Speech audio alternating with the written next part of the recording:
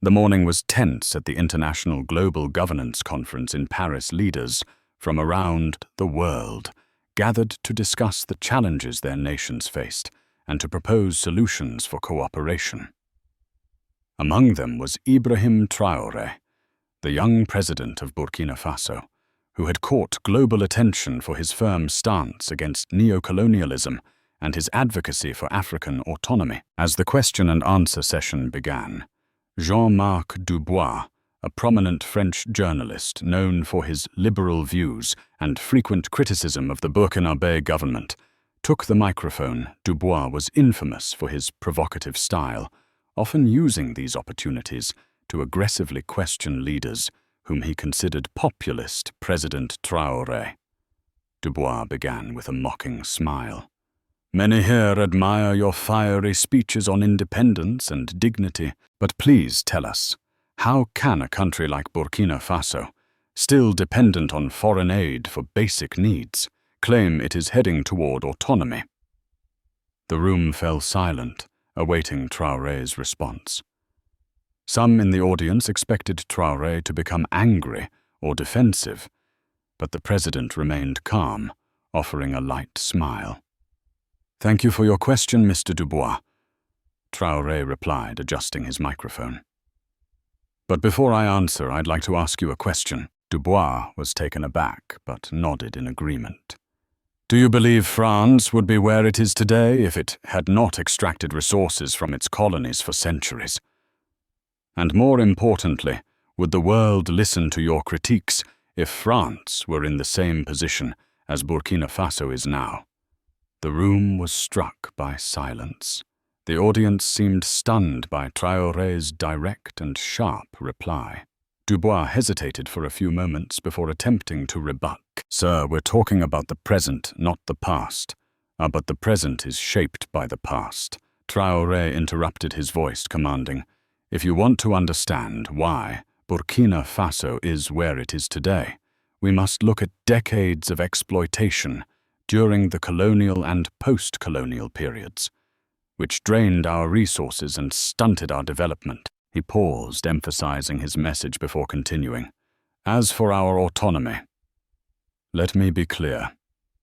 Yes, we still face difficulties, but we are building something many developed nations have long since lost: the ability to dream of a better future and to act together to make it a reality. We're not asking for charity. We are carving our own path." The room erupted in applause, while Dubois stood silent, visibly embarrassed. He tried to ask another question, but his colleagues interrupted, suggesting it was time to give others a chance. Traoré smiled, knowing he had not only answered the journalist, but had also delivered a powerful message to the world. In that moment, the young president of Burkina Faso had made a statement not just to a French journalist, but to the international community as a whole. His words resonated, reflecting a broader call for African nations to step into their own power and take charge of their future without the constraints of past exploitation. After President Traoré's pointed rhetorical question, Jean Marc Dubois seemed taken aback. He tried to regain his composure, but the weight of Traoré's words had struck a chord with many in the room. Whispers spread through the audience, acknowledging the depth of the Burkinabe leader's response. Seeing this as the perfect opportunity, Traoré continued to fortify his stance with a historical lesson that would further challenge Dubois's perception.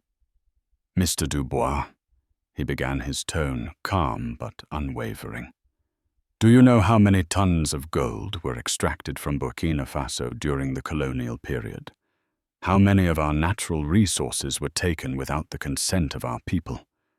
These riches didn't just build empires, they left deep scars on our land and our people." A moment of deliberate silence followed, as the room absorbed the gravity of his words. Traoré paused, allowing the impact of his message to settle before delivering his conclusion with a firm, resolute voice.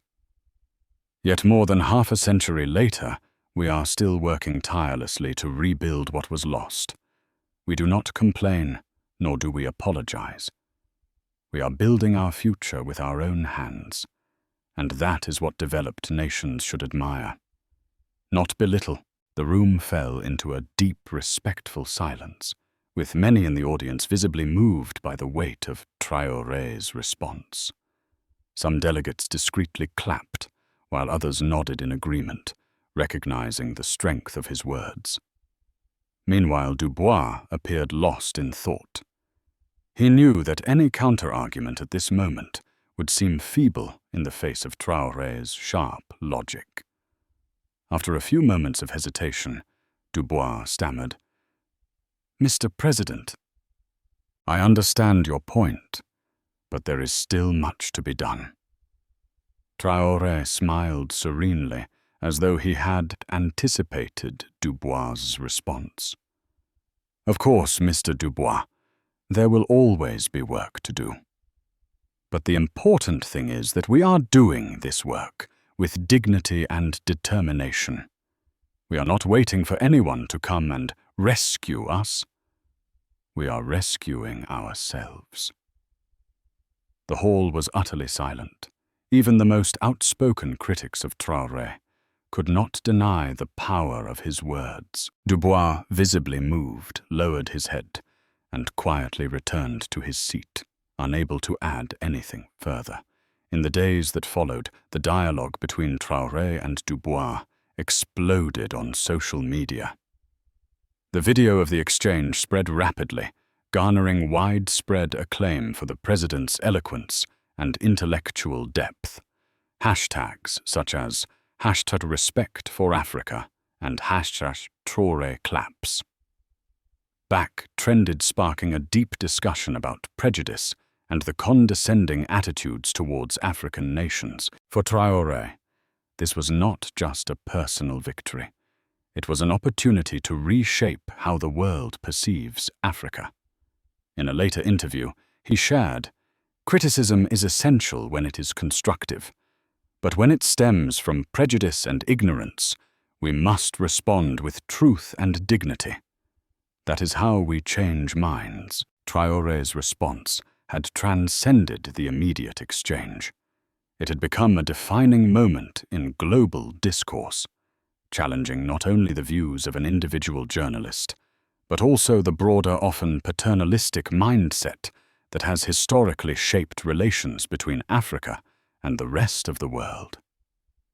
His words reverberated across the globe, sending a message that African nations are no longer passive recipients of aid or charity, but active participants in shaping their future. The day he confronted Dubois was more than just a political encounter.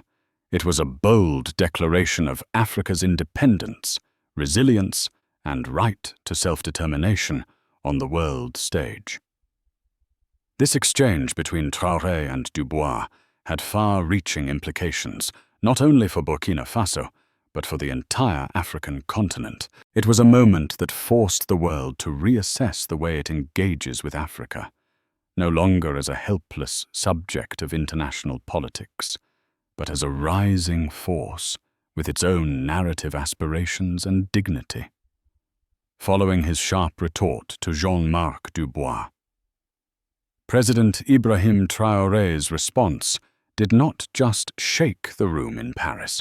It became a focal point of global media attention. His unwavering insistence on revisiting the colonial past of Burkina Faso and the country's ongoing path toward autonomy struck a chord with millions around the world. Within days, the video of the debate had been shared millions of times. Social media was flooded with comments like, "Traoré is the voice Africa needs," and "Finally, someone dares to confront prejudice." Activists, scholars, and even politicians began quoting Traoré's speech as a model example of how to address historical and contemporary issues with intellect and dignity. On his part, Dubois, who had initially sought to challenge Traoré, decided to write a public article acknowledging that he had underestimated both the president and Burkina Faso. "I was arrogant," he confessed in the opening of his piece. But President Traoré taught me a valuable lesson: never underestimate the strength of a nation that is fighting for its dignity. In his article, Dubois analyzed how he had failed to grasp the complex challenges facing Africa and had overlooked the enduring effects of colonialism. He concluded the piece with a public apology to Traoré and the people of Burkina Faso, promising to use his platform to amplify the voices of the marginalized. For President Traoré, the encounter with Dubois was not just a personal triumph, it was an opportunity to send a message from Burkina Faso to the world. At a press conference in Ouagadougou, Traoré shared his thoughts with reporters. What happened in Paris was not my victory alone. It was the voice of an entire nation that is tired of being defined by others. Journalists scribbled furiously as he continued. Burkina Faso does not need pity. We only ask for respect and an equal opportunity to build our future. In France, Dubois' article sparked an intense wave of debate. Many of his colleagues were shocked by his rare self-criticism, while some conservative voices accused him of being swayed by emotional arguments. However, young readers particularly were enthusiastic in their support. The article quickly became one of the most read pieces that week, with social media platforms and news outlets buzzing with discussions about the shift in Dubois' perspective. Traoré's response and Dubois' subsequent reflection had a profound impact beyond the confines of the debate. It wasn't just about a journalist's challenge. It was about reasserting Africa's agency on the global stage. Traoré had not only defeated a critic, he had forced the world to confront its outdated assumptions about Africa's role in the international community. The debate opened the door to a broader conversation about how Africa is perceived and how it is allowed to shape its own future. In a world where African voices are often marginalized or ignored, Traoré's stance was a reminder that the continent's narrative is no longer defined by the legacy of colonization or external imposition. Instead, it is defined by leaders like Traoré, who are determined to pave the way forward for their poor countries on their own territory. For President Traoré, this exchange marked a turning point. It was not simply a victory in one battle, but a message to the world. Africa is ready to stand on its own, and its leaders will no longer tolerate being silenced or patronized. As the debate continued to echo around the world, the legacy of this moment became clear.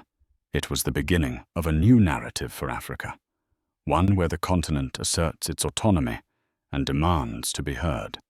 In the aftermath of this exchange, the conversation surrounding the future of Africa, its sovereignty, and its place in the global order would never be the same. The power of Traoré's words had sparked a transformation, and the world would now have to reckon with the reality of a changing Africa, one that no longer asks for permission, but demands respect and an equal seat at the table of global discourse.